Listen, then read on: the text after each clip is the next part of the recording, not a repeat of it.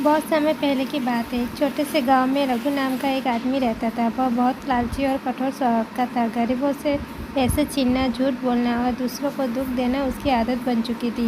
उसी गांव में एक बुजुर्ग साधु भी रहते थे जो हमेशा लोगों को अच्छे कर्म करने की सीख देते थे।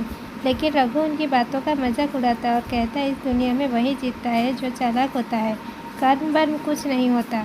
साधु मुस्कुराते हुए कहते, बेटा, हर कर्म का फल जरूर मिलता है, चाहे आज नहीं तो कल। समय का चक्र। एक दिन रघु ने एक गरीब किसान का सारा अनाज धोखे से ले लिया।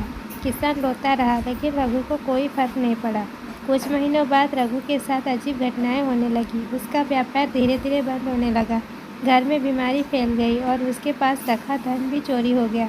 अब रघु परेशान रहने लगा। उसे समझ नहीं आ रहा था कि उसके साथ ऐसा क्यों हो रहा है।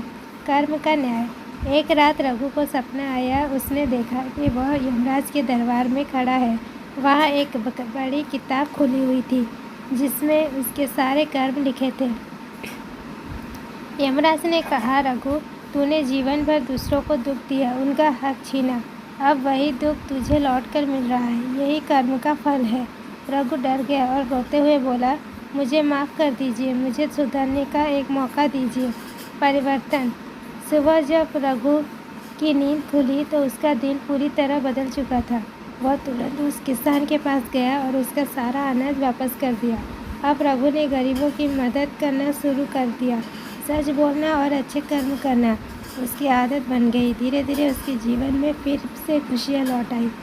इस कहानी से हमें यह शिक्षा मिलती है कि कहा जाता है कि गरुड़ पुराण में भी लिखा है, जैसा कर्म करोगे वैसा ही फल पाओगे।